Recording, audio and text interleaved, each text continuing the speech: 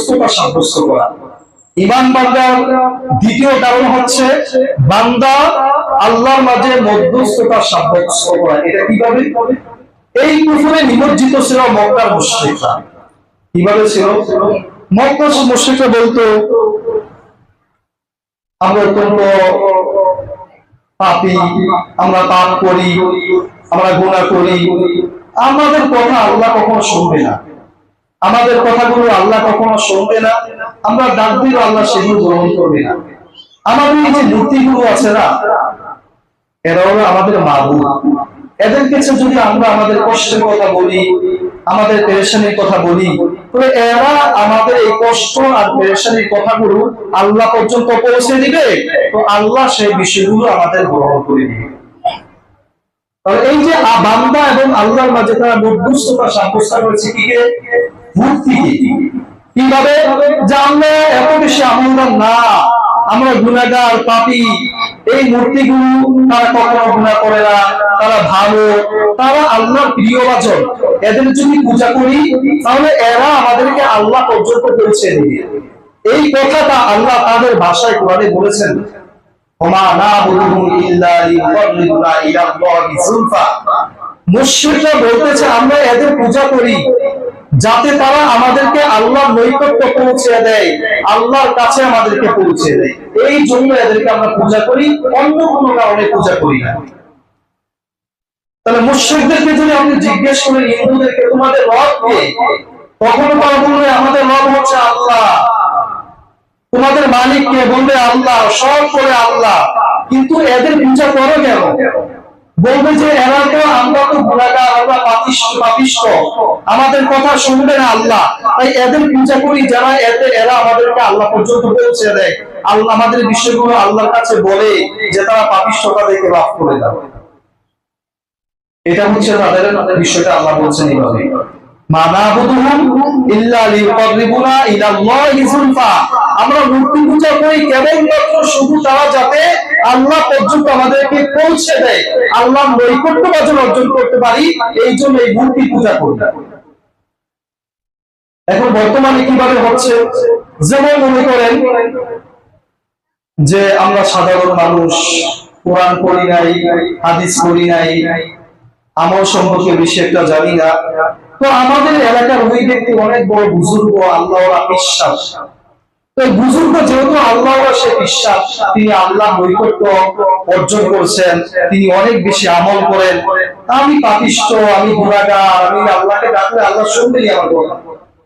উনি পীর সাহেবের কাছে গিয়ে বাইয়াত হওয়ার পরে বলে যে আমার বিশ্বাস কিয়ামতের ময়দানে আমাকে জান্নাতে নিয়ে যাবে। মুশরিকদের সাথে বলছেন এই কথা। মুশরিকরা কি বলেছে? আমরা পাপী, আমাদের এই মূর্তিগুলো নিষ্পাপ, আমরা এদের কাছে বললে এরা আল্লাহর নৈকট্য আমাদেরকে পৌঁছে দিবে। ঠিক তেমনি আমাদের সাধারণ কিছু মুসলমান বলতেছে যে উনি যে আমাদের বুজুর্গ, পীর সাহেব, আল্লাহওয়ালা বুজুর্গ, দিনদার, আমরা পাপী, সবসময় গুনাহ করি, গুনার মধ্যে লিপ্ত থাকি, আমাদের এই কথাগুলো আল্লাহ শুনবে না, আমরা ডাক দিলে আল্লাহ সেগুলো গ্রহণ করবে না। অতএব এই পীর সাহেবের কাছে যাই, পীর সাহেবের হাত ধরলে পীর সাহেব কিয়ামতের ময়দানে আমাদেরকে জান্নাতে নিয়ে যাবে। এই যে আকীদা, ইসলাম পরিপন্থী একটি আকীদা। যদি সে বলতো আমি কোরআন পড়ি না, হাদিস পড়ি না, বেশি একটা আমল করতে পারি না, আমাদের যে বুজুর্গ আছে, পীর সাহেব আছে, আল্লাহওয়ালা, তিনি অনেক বেশি আমল করে, তাহাজ্জুদ করে বিভিন্ন সালাত আদায় করে, তো আমি তার কাছে যাই, গিয়ে জিজ্ঞেস করি আপনি কি আমলের মাধ্যমে আল্লাহর নৈকট্য অর্জন করেছেন, কোন আমলের মাধ্যমে আল্লাহর প্রিয়ভাজন হয়েছেন, ওই আমলগুলো আমাকে বলে দেন, আমি আমলগুলো করে করে আল্লাহকে ডাকি, এরপরে আল্লাহর নৈকট্য অর্জন করি। এটা ভালো, এইটা ভালো। কিন্তু ওইটা খারাপ, যেটা আমি কিছু বুঝি না, আল্লাহ আমার কথা শুনবে না, আল্লাহ আমার ডাক শুনবে না, আল্লাহ আমাকে মাফ করবে না, ঈশ্বরকে না বললে আল্লাহ আমাকে ক্ষমা করবে না, এটা কুফরি। এটাই মানবের কারণ। ওমা ইয়াবুদুনা, আল্লাহ তাআলা কোরআনে এক আয়াতে বলেছেন ইয়াবুদুনা মিন দুনিল্লাহি মা লা ইয়াদুররুহুম ওয়া লা ইয়ানফাউহুম, যে এই মক্কার মুশরিকরা তাদের পূজা করে, অথচ এগুলো কোনোদিন তাদের অপকারও করতে পারে না, উপকারও করতে পারে না।